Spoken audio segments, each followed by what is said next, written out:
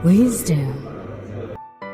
Jadi ketika itu ya, tahun 2005, setelah saya melihat bahwa amandemen Undang-Undang Dasar 45 ini kok larinya menjadi liberal gitu ya. Akhirnya kita ingin dengan teman saya berdiskusi, bagaimana ini sebetulnya arah kita ini, bangsa ini. Akhirnya kita benar-benar masuk ke dalam rohnya bangsa dan negaranya yang hilang. Jadi amandemen itu sebetulnya yang dihilangi rohnya. Roh bangsa itu ya Pancasila itu. Sebetulnya kan Pancasila itu sebagai gurnom. Dia ada di tempat yang tinggi ya, di atas.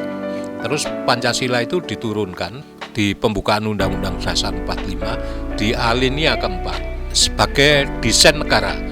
Kemudian oleh pendiri negeri ini, itu oleh Pak Hatta dan teman-teman yang lain, bersumber dari pembukaan Undang-Undang Dasar 45 inilah kemudian diuraikanlah di dalam batang tubuh.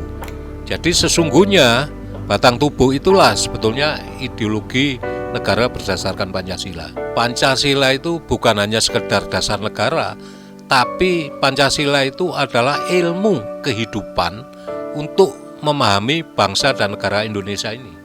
Jadi tanpa kita punya ilmu untuk memahami bangsa dan negara ini, ya kita akan ngawur jalannya seperti sekarang ini, karena kita tidak punya patokan ya, guidance yang akan menggiring, memberikan jalan kita menuju ke sana. Saya pernah diskusi dengan Rocky Gerung. Dia mengatakan bahwa Pancasila itu tidak bisa dijadikan ideologi. Dia membandingkan Pancasila itu dengan ideologi liberal, kapitalisme, sosialisme, komunisme. Saya mengatakan Pancasila tidak bisa dibandingkan dengan ideologi-ideologi yang sudah ada. Karena apa? Kalau ideologi-ideologi yang ada itu hanya bicara tentang manusia dan materialisme.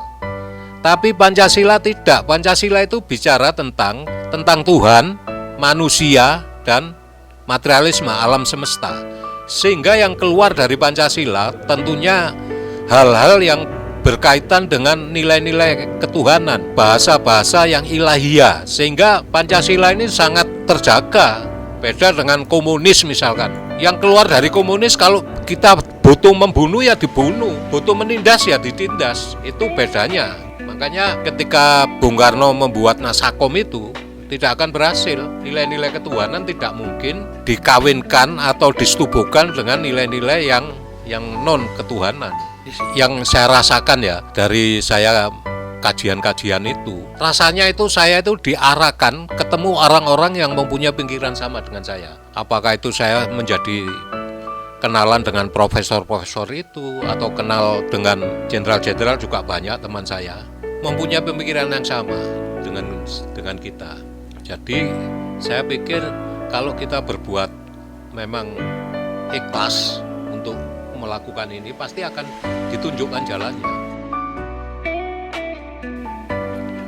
Saya Ketua Pusat Kajian Rumah Pancasila, Trihandoyo Kuswanto, untuk Wisdom City Guide FM.